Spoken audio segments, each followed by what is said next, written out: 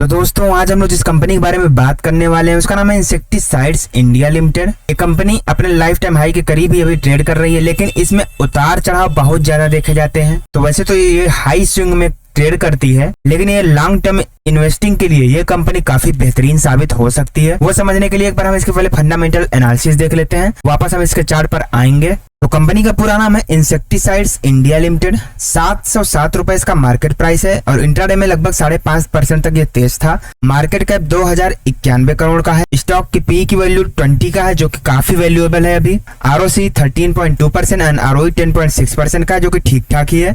बाकी पिछले एक साल के हाई लो की बात करें तो 410 का लो था और 727 का इसने हाई लगाया है। दोस्तों इसमें जो सबसे अच्छी मुझे बात लगी वो ये कि इसकी जो वैल्यूएशन है वो 20 का है। ये इस बाजार में अभी इतनी कम वैल्यू के मिल पाना बहुत ही मुश्किल का काम है, लेकिन फिर भी अगर कुछ मिल रहा है तो जरूर इसमें कोई बात है। बाकी चलिए पहले इसका बिजनेस समझ लेते हैं। तो ये company agro chemicals and biological and house hold products की मैन्युफैक्चरिंग करता है। साथ ही ये कंपनी डायरेक्ट कंज्यूमर तक माल पहुंचाती है और तो और ये लगभग 30 कंट्रियों में अपना प्रोडक्ट एक्सपोर्ट भी करती है, जिसमें मोर देन 100 कस्टमर्स हैं जो कि रजिस्टर्ड हैं। दोस्तों ये पिछले एक साल का इसका चार्ट है, अपने लेवल से ये काफी ऊपर है जो अभी ट्रेड कर रहा है। इसके प्रोज एंड कॉन्स की बात करें तो अच्छी बात है कि इसने अपना डेप्ट कम किया और अभी ऑलमोस्ट डेप्ट फ्री हो चुकी है। लेकिन अगर इसके कॉन्स की बात करते हैं तो इसका जो सेल्स ग्रोथ है वो पिछले 5 सालों में थोड़ा पुअर रहा है। कंपनी का जो आरओई है वो भी पिछले 3 सालों में घट रहा है और इसका जो डिविडेंड पे आउट है वो भी पिछले 3 सालों में कम ही रहा है, जो कि उतना अट्रैक्टिव नहीं है। लेकिन अगर हम इसके पीयर कंपैरिजन की बात करें तो ये एग्रो केमिकल्स की कंपनी है, जिसमें आपका पीआई इंडस्ट्रीज हुआ, UPL, Sumitomo chemicals, Dhanuka agritech, rallies India, Bharat रसायन, शारदा क्रॉपकेम के साथ साथ इंसेक्टिसाइड इंडिया भी है, जो कि इसी सेक्टर में काम करती है। और दोस्तों जहां तक मैं बाजार में देख पा रहा हूँ लगभग सभी सेक्टर में रैली आ चुकी है, लेकिन एग्रो केमिकल्स ही एक ऐसा सेक्टर है जहाँ पे अभी तक रैली नहीं आई है।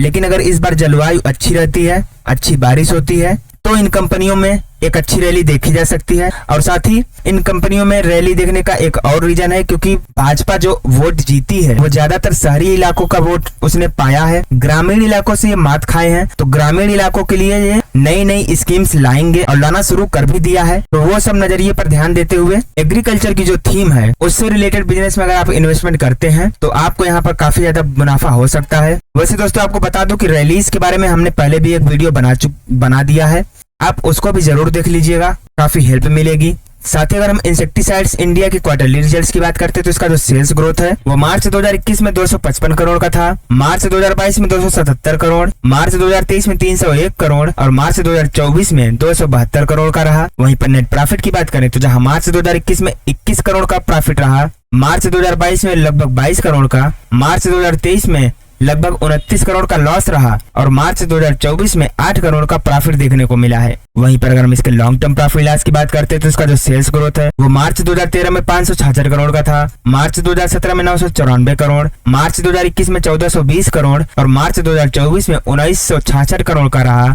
साथ ही नेट प्रॉफिट की बात करें तो जहां मार्च 2013 में 35 करोड़ का प्रॉफिट था, मार्च 2017 में 59 करोड़ का प्रॉफिट, मार्च 2021 में 93 करोड़ का प्रॉफिट और मार्च 2024 में कुल 103 करोड़ का प्रॉफिट देखने को मिला है। दोस्तों अगर हम इस कंपनी के सीएजीआर की बात करें तो पिछले 10 सालों में इसने 15% की रेट से, पिछले 5 सालों में 11% की रेट से, पिछले 3 सालों में 12% की रेट से और पिछले 1 साल में 57% का इसने रिटर्न दिया है। तो देखा जाए तो स्टॉक मार्केट में इसने कुछ खास ल्यूक्रेटिव रिटर्न्स नहीं दिए हैं, बट आने वाला समय एग्रीकल्चर का हो सकता है, इस बात का जरूर ध्यान दीजिएगा। बाकी दोस्तों अगर हम इस कंपनी की बोरोइंग्स की बात करते हैं तो जहां मार्च 2013 में 211 करोड़ का लोन था, मार्च 2017 में 237 करोड़, मार्च 2021 में 100 करोड़ और मार्च 2024 में 87 करोड़ का लोन और रह गया है, जिसकी तुलना में टोटल एसेट की बात करें तो 632 करोड़ का एसेट था मार्च 2013 में, मार्च 2017 में 978 करोड़, मार्च 2021 में 1424 करोड़ और मार्च 2024 में 1710 करोड़ का एसेट है, जिसकी तुलना में जो लोन है वो काफी कम हो चुका है।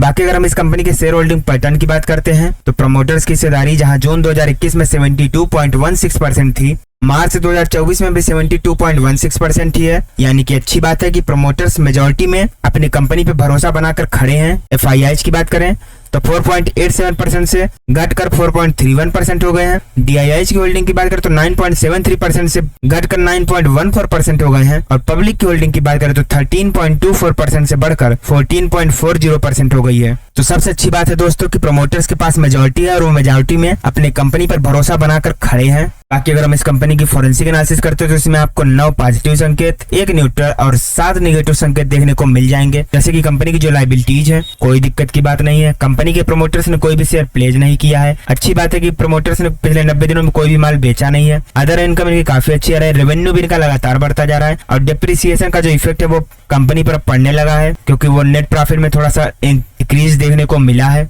साथ ही अगर हम इसके ROE की बात करें तो पिछले 10 सालों में लगातार बढ़ता जा रहा है। शेयर प्राइस भी इनका पिछले 10 सालों से बढ़ा है। कंपनी का जो डेप्ट है वो ऑलमोस्ट डेप्ट फ्री हो चुकी है। ROC की जो स्ट्रेंथ है वो लगातार बढ़ती जा रही है और बैलेंस शीट काफी अच्छी लिक्विडिटी बनी हुई है। बाकी अगर हम कैपेक्स वर्सेस ROC की बात करें तो ये थोड़ा सा डिक्रीज हुआ है। हिस्टोरिक वैल्यूएशन की बात करें तो पिछले 3 सालों में कम हुआ है। वर्किंग कैपिटल इनका ड्रैग कर रहा है। सेल्स ग्रोथ की जो स्पीड है वो भी स्लो हुई है और मार्जिन काफी ज्यादा वोलेटाइल रहता है और रिटेल्स की होल्डिंग भी थोड़ा ज्यादा है जो कि एक चिंता का विषय हो सकती है। अगर हम इंसेक्टिसाइड्स इंडिया के मार्केट शेयर की बात करते हैं तो 7% का इनके पास मार्केट है पेस्टिसाइड्स एंड इंसेक्टिसाइड्स सेगमेंट में। इसके रेवेन्यू की बात करें दोस्तों तो इसका जो प्रोडक्ट है insecticides 45%, herbicides 33%, fungicides 19% and biologicals 3%। Location wise बात करें तो मोर देन 95% बिजनेस इंडिया से ही होता है, बाकी का 5% रेस्ट ऑफ द वर्ल्ड से। इसके लोकेशन वाइज ब्रेकअप करें इंडिया में तो नॉर्थ इंडिया में 36%, waste India 35%, south India 22% and east India से 7% का बिजनेस होता है। वहीं पर हम इसके डिस्ट्रीब्यूशन चैनल की बात करें तो B2C में मोर देन 69%, B2B में 26% और बाकी का बचा ये एक्सपोर्ट करते हैं। तो दोस्तों हम लोग वापस से इसकी कंपनी के चार्ट पर आ चुके हैं। आप देखेंगे बॉटम से देखेंगे तो इसमें काफी अच्छी स्ट्रेंथ नजर आ रही है और इसमें काफी अच्छी रैली दी है, लेकिन पिछले 3-4 सालों में ये काफी ज्यादा वोलेटाइल हो गया था क्योंकि ये कंपनी साइक्लिकल है, क्योंकि ये सेक्टर ही साइक्लिकल है, इसलिए इसमें अब अप एंड डाउन लगा ही रहेगा। यहाँ से अगर ये ब्रेकआउट देकर निकलता है तो इसका जो सबसे पहला टारगेट है वो 950 और 1000 वाले लेवल का दिख रहा है और यहाँ भी अगर ये वापस से प्राइस एक्शन बना के फिर से ऊपर बढ़ता है तो जल्दी इसमें 1200-1300 का लेवल भी देखने को मिल जाएगा। तो दोस्तों ये कंपनी मुझे फंडामेंटली काफी वैल्यूएबल लगी और अब इस सेक्टर का समय भी आने वाला है, तो हो सकता है कि ये कंपनी आने वाले दिनों में कमाल कर जाए। बाकी आप खुद समझदार हैं कि इसमें इन्वेस्टमेंट करना है या नहीं। तो वीडियो को लाइक करके कमेंट में जय श्री राम लिखना मत भूलना।